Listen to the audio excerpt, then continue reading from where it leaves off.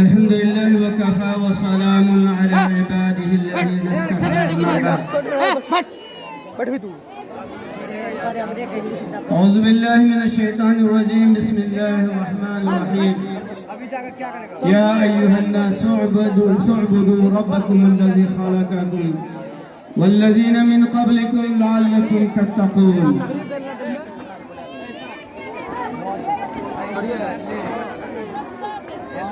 معززین جلسہ دائس پر بیٹھے ہوئے مہمانان کرام،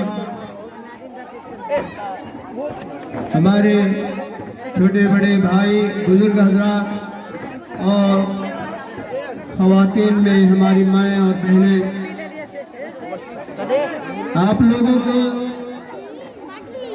میں پرتپاک سلام پیش کرتا ہوں۔ السلام علیکم ورحمۃ اللہ وبرکاتہ۔ وقت بہت کم ہے، اس مختصر وقت میں ایک خاص موضوع مجھے دیا گیا ہے، وہ ہے اللہ کا حق اور اللہ کے بندوں کا ہم پر حق۔ یہ دو طرح کے حقوق ہیں۔ اللہ تبارک تعالیٰ کا حق کیا ہے، اس کو ہم سب سے پہلے پہچانیں۔ ہمیں جو لایا ہے، ہماری یہ صورت گیری کی ہے، اچھا سا نقشہ دیا ہے، اور ہماری روزی روٹی، اٹھنے بیٹھنے سونے آرام ہر چیز کا جو انتظام کیا ہے وہ ایک اللہ ہے، اس کے علاوہ کوئی نہیں ہے۔ اس کو ایسے ہی سمجھ لیجئے اپنی ہی زبان میں کہ ایک آدمی کا نوکر ہو اور وہ اپنے نوکر کو ساری چیزیں دے رہا ہے، کھانا دے رہا ہے، لتا کپڑا سب دے رہا ہے، اور اس کے علاوہ اس کو پیسہ بھی دے رہا ہے، اس کی ساری ضروریات کو پوری کر رہا ہے۔ آپ اور ہم فیصلہ کر سکتے ہیں کہ وہ نوکر اگر مالک کی بات نہ مانے، مالک کی نافرمانی کرے، تو اس غلام کو، اس نوکر کو ہم کیا کہیں گے؟ نمک حرام کہیں گے، غدار کہیں گے، اور ہر مالک چاہے گا کہ اس کو جلدی اپنے گھر سے باہر نکال دے۔ تو یہی ہے اللہ تبارک تعالیٰ کی اگر ہم عبادت نہیں کرتے تو ہم نافرمان ہیں، اللہ کی نافرمانی کر رہے ہیں۔ اللہ کے حقوق کیا ہے؟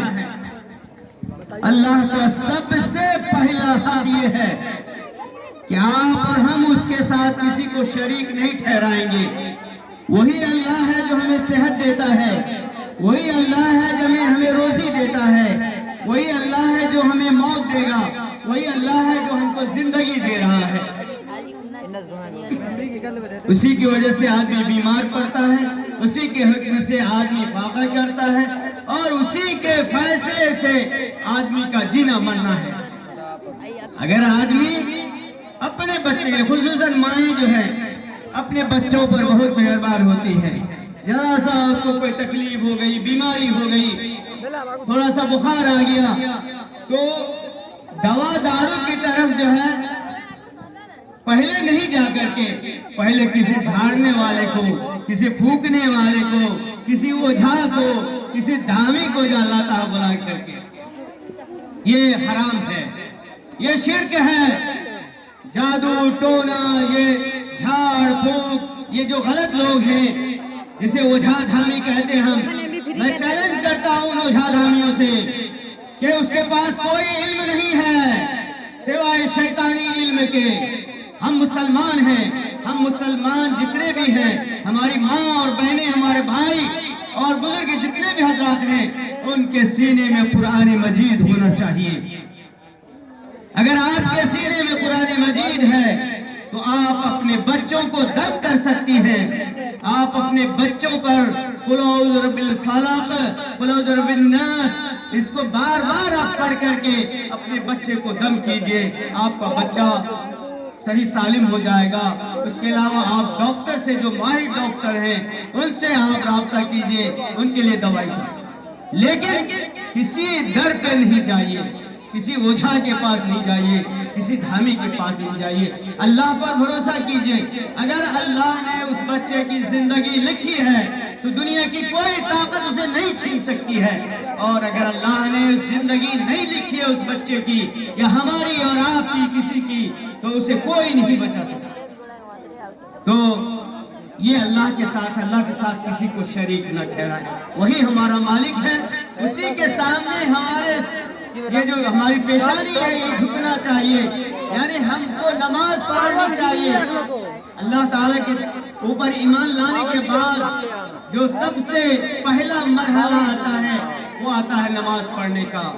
اب ہم دیکھیں کہ ہماری مائیں بہنیں ہمارے بھائی, میں تو بار بار اپنی مسجد میں لوگوں کو اپنے بھائیوں کو نوجوانوں کو دعوت دیتا ہوں کہ وہ لوگ آئیں اور نماز پڑھیں, اپنے رب سے جو مل جائیں, اپنے مالک کا جو ہے نمک حلالی کریں, اپنے مالک کی عبادت کریں, اپنے مالک سے جو جڑ جائیں. لیکن بہت سارے لوگ ہیں جو کان سے سنتے ہیں, کان سے دوسرے کان سے نکال دیتے ہیں. میں اپنی ماں اور بہنوں سے کہتا ہوں کہ آپ اپنے گھر کے اندر نماز کو قائم کیجئے, نماز پڑھیے.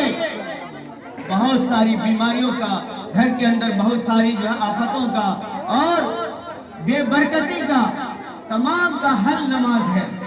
آپ نماز پڑھیے, آپ کے گھر میں جو ہے برکت ہوگی اور آپ مختلف طرح کی بیماریوں سے, مختلف طرح کی پریشانیوں سے محفوظ رہیں گی. اگر آپ کا دماغ اس بات پر مطمئن ہو جائے کہ جو اللہ تعالیٰ کرتا ہے وہی کچھ ہوگا, جو نہیں کرنا چاہتا ہے وہ نہیں ہو سکتا ہے. کسی کے کہنے سے, کسی کے بد دعا سے یا کسی کے جو پھونک دینے سے کچھ حل نہیں ہونے والا. تو یقیناً آپ کے گھر میں برکت ہوگی اور آپ بہت طرح کی بیماریوں سے محفوظ ہوں گے. یہ ہے اللہ تعالیٰ کا حق. انہیں اس نے ہم کو پیدا کیا, کھانا دے رہا ہے, ہم کو چاہیے کہ اس کی عبادت کریں, اس کا شکر ادا کریں. بندوں کا حق یہ ہے کہ ہم ایک ساتھ رہتے ہیں, ایک معاشرے میں رہتے ہیں, آس پڑوس میں رہتے ہیں, تو ہمیں ان تمام چیزوں کا خیال رکھنا چاہیے. اس لیے کہ بندوں کا حق بندے معاف کر سکتے ہیں, اور عام طور پر ہماری ماں اور بہنوں کے درمیان چغلی, غیبت, جھوٹ اور اس طرح سے آپس میں ایک دوسرے سے تو میں کرنا اور اپنے سے بڑوں کا ادب نہیں کرنا, بڑوں کے سامنے زبان درازی کرنا, زور زور سے بولنا, یہ آپ کے لیے زیبا نہیں ہے. اور یہ وہ چیزیں ہیں جس کے بارے میں اگر اس بندے نے آپ کو نہیں معاف کیا, اس بہن نے آپ کو نہیں معاف کیا, تو اللہ تعالیٰ کے یہاں معاف نہیں ہوگا. کسی کی اگر آپ نے غیبت کی ہے تو اللہ تعالیٰ معاف نہیں کرے گا. آپ کو اس بہن سے جا کر کے معافی مانگنی ہوگی, اس سے جو گڑ گڑا کر کے, رو کے, دھو کے, ہاتھ پیر کے پکڑ کر کے آپ اس سے معافی مانگیے. تو آپ کسی کے اوپر ظلم نہیں کریں گے. اتیاچار جو ہے یہ بہت بڑا ظلم ہے کہ آپ کسی کے ساتھ جو ہے اتیاچار کریں. خاص کر کے عام طور پر ہمارے یہاں جو خاص عورتوں میں جو چیز پھیلی ہوئی ہے وہ یہ کہیں کسی کو کچھ دیکھا, ہاں تو فلاں کے بیٹے تو فلاں سید سے, یہ بالکل حرام ہے. اس سے معاشرے کے اندر بیماری پیدا ہوتی ہے.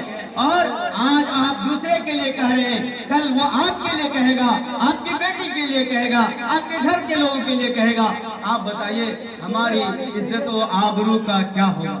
تو اس طرح سے تہمت لگانے سے پہلے دیکھ لیجئے کہ وہ واقعاً صحیح ہے یا نہیں. اگر آپ نے اپنی آنکھ سے بھی دیکھا ہے تو آپ اس کو پردہ کیجئے.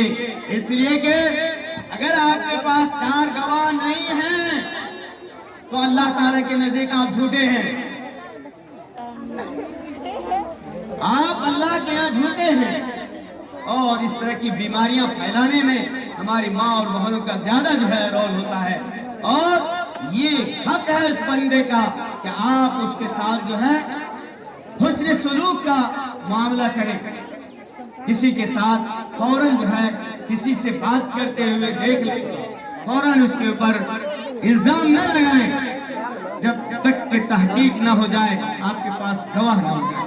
اگر یہ چیز ہمارے معاشرے سے ہماری ماں اور بہنیں اس کو چھوڑ دیں تو یقیناً معاشرے میں سارے لوگ پاک صاف ہو جائیں گے. یہ بندوں کا حق ہے اور یہ بندے کے حق وہ ہوتے ہیں جو بندہ معاف کرتا ہے, اور بندہ اگر نہیں معاف کرے گا تو وہ معاف نہیں ہونے والا ہے. ایک حدیث ہے, میں اس کو سنا کر کے میں اپنی بات ختم کروں گا. نبی صلی اللہ علیہ وسلم صحابہ کے درمیان بیٹھے ہوئے تھے.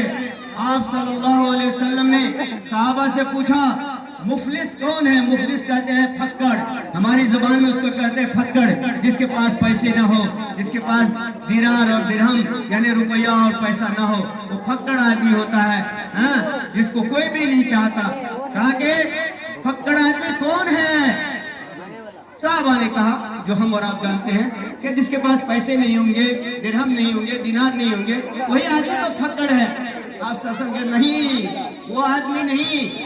قیامت کے دن ایک آدمی آئے گا جو بڑی نیکیاں لے کر کے آئے گا, بڑی نمازیں پڑھی ہوں گی, بڑے خیرات کیے ہوں گے, زکوٰۃ دیے ہوں گے, روزے رکھے ہوں گے, حج کیے ہوں گے, یعنی نیکیوں کا انبار ہوگا. نیکیاں لے کے آئے گا, سن لیجیے, نیکیاں لے کے آئے گا, یعنی ان نیکیوں کے بدلے میں وہ جنت میں جا سکتا ہے. لیکن کیا کہا کہ ظلم ھذا وَأَكَلَ مَالَ ھذا وَشَتَمَ ھذا وَضَرَبَ ھذا وَقَتَلَ ھذا, کہ وہ آدمی جو ہے کسی کو بہتان لگایا ہوگا, جھوٹا الزام لگایا ہوگا, کسی کا مال کھایا ہوگا, کسی کے اوپر ظلم کیا ہوگا, کسی کو قتل کیا ہوگا, اور کسی کو گالی دی ہوگی, کسی کو مارا ہوگا, کسی کو پیٹا ہوگا, کسی کی زمین دبا لی ہوگی, اور اس طرح سے بہت سارے اور کام کرنے والا ہوگا. تو نبی صلی اللہ علیہ وسلم نے فرمایا کہ جن لوگوں کے اوپر اس نے ظلم کیا ہے, اتیاچار کیا ہے, جن لوگوں کی غیبت کی ہے, جن لوگوں کے اوپر بہتان لگایا ہے, تو وہ ساری نیکیاں جو ہے نکال کر کے ان لوگوں کو دی جائے گی. اس آدمی کی وہ ڈھیری جو ہے ختم ہو جائے گی, اور جن لوگوں کے ساتھ اس نے اتیاچار کیا, ظلم کیا, زیادتی کیا, ناانصافی کیا, ان لوگوں کی لائن ابھی باقی رہے گی. تو اللہ تعالیٰ کی طرف سے حکم ہوگا, یہ جو لوگ کھڑے ہیں ان کے گناہ کو اس کے سر پہ ڈالا جائے, اور ان تمام لوگوں کے گناہ کو اس کے اوپر ڈالا جائے گا, اور کہا گیا کہ گناہوں کا انبار تھوڑا نہیں, انبار لگ جائے گا. پھر اللہ تعالیٰ کی طرف سے حکم ہوگا کہ اس آدمی کو منہ کے بل جہنم میں پھینک دو, اور اس آدمی کو جہنم میں منہ کے بل پھینک دیا جائے گا. تو آپ بتائیے کہ آدمی نے نیکیاں کر لیا, لیکن بندوں کے ساتھ اس کا جو رویہ اچھا نہیں رہا, تو اس کی ساری نیکیاں جو ہے بالکل سوخت ہو گئی, ختم ہو گئی. میں اللہ تعالیٰ سے دعا کرتا ہوں, اللہ تبارک تعالیٰ ہماری ماں اور بہنوں کو, ہمارے بھائیوں کو, ہمارے دوست کو دین کے مطابق زندگی گزارنے کی توفیق عطا فرمائے, اور دوسرے کے حق کو پہچاننے کی توفیق دے, اور دوسرے پر الزام لگانے سے پہلے 1000 مرتبہ جو ہے خود سوچنے کی توفیق دے, اور خود نیکی کریں اور نیکی کو پھیلائیں. اور خرابی ہے, جس طرح کی بھی خرابی ہے, ان کو ہم سب مل کر کے دور کریں گے تو انشاءاللہ وہ ساری خرابیاں دور ہو جائیں گی. اللہ تعالی ہم تمام لوگوں کو اس بات کی توفیق عطا فرمائے. وما توفیق الا باللہ. جزاکم اللہ.